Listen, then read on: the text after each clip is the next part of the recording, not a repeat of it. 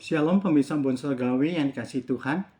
Mari pada saat ini kita sambut pagi ini dengan sebuah perenungan firman Tuhan yang saya beri judul Tuhan benci orang bebal, yang diambil di dalam Amos 4 ayat 6 sampai 11. Tetapi mari sebelumnya mari kita berdoa. Tuhan, pada saat ini kami akan merenungkan sebagian daripada firman-Mu. Biarlah firman-Mu dapat menjadikan satu kekuatan bagi kami untuk kami dapat terus bersandar kepada firman Tuhan dalam kehidupan kami. Terima kasih Tuhan untuk kesempatan ini. Dalam nama Tuhan Yesus saja kami berdoa. Amin. Ayat tema kita pada saat ini akan terambil dalam Amsal 17 ayat 10 yang berbunyi seperti berikut. Suatu hardikan lebih masuk pada orang berpengertian daripada 100 pukulan pada orang bebal. Saudara, Tuhan benci orang bebal. Kalau kita lihat baca di dalam Amos 4 ayat 6 sampai 11, di situ ada kalimat yang diulang-ulang, terus berulang-ulang. Kalimat itu hanya terdiri dari 5 kata saja. Dan kalimat itu sampai diulang 5 kali di dalam 5 ayat tersebut. Kalimat itu berbunyi, namun kamu tidak berbalik kepadaku. Saudara, ibarat seorang ayah, Tuhan sudah berkali-kali memukul, menghardik, dan juga menghajar orang Israel, entah dengan kelaparan, dengan kekurangan air, dengan gagal panen, dengan penyakit sampar, dengan bencana alam, dan lain sebagainya. Namun tetap saja mereka tidak mau bertobat. Di dalam Yesaya 1 ayat 5-6, Tuhan mengatakan bahwa Dia sampai tidak tahu lagi di mana harus menghajar umatnya. Karena mereka sudah babak belur. Tetapi mereka malah semakin jahat. Tidak heran jika mereka disebut bangsa yang tegar tengkuk. Alkitab memiliki sebutan untuk orang-orang seperti ini, yaitu orang bebal. Ketika kita membaca Mazmur dan juga Amsal, kita mendapatkan satu kesan bahwa orang bebal itu adalah orang yang tidak mengenal Tuhan.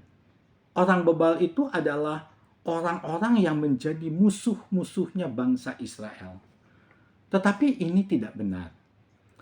Ketika Amsal membandingkan orang benar dan orang bebal, yang dibandingkan adalah sesama umat Tuhan yang sama-sama tahu tentang kebenaran. Tentu tidak sebanding kalau Tuhan membandingkan orang-orang yang sudah lama mengenal Tuhan dengan mereka yang tidak tahu menahu tentang Tuhan. Saudara, mengapa bangsa Israel itu begitu tegar tengkuk? Apakah pukulan Tuhan terlalu keras? Ternyata tidak.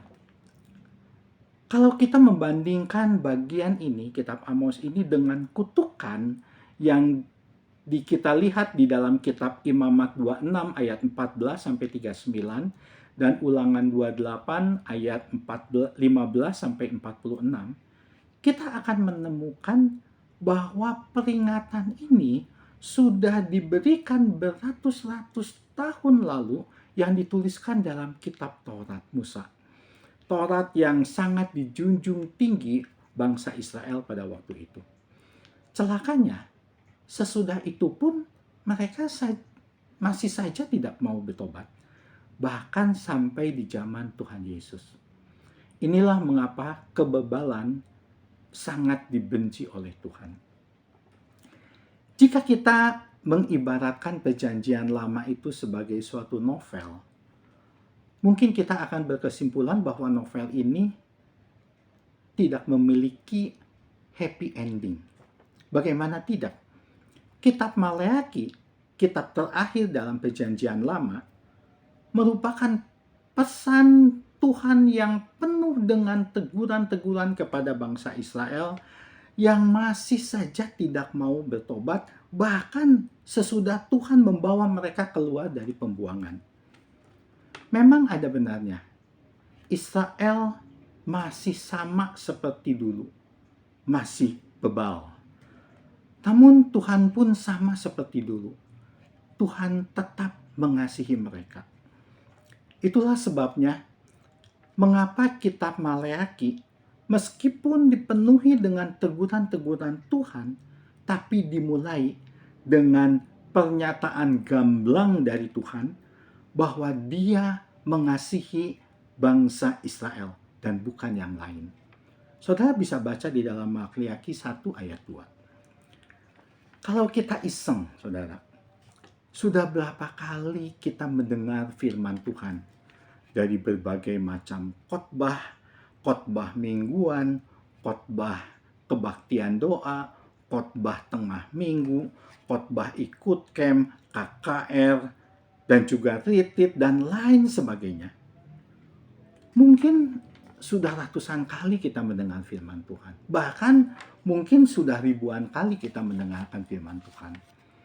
Namun masalahnya, ketika kita mendengar firman Tuhan, respon apa yang seringkali timbul di dalam hati kita? Mungkin respon ini, ini tidak relevan untuk hidup aku. Mungkin ada respon yang lain. Nah, firman Tuhan ini cocok untuk si X, si A, si Z. Atau responnya, pengkhotbah ini tidak tahu apa-apa, masih minim jam terbang. Saudara-saudara, kalau kita memiliki respon-respon yang seperti itu, awas, jangan-jangan kitalah orang bebal itu. Mari kita selidiki diri kita masing-masing. Apakah gambaran bangsa Israel, orang Israel itu juga menjadi gambaran kita? Apakah pesan Tuhan itu hanya masuk telinga kanan dan keluar dari telinga kiri? Apakah ada sikap kita yang sama seperti orang-orang bebal?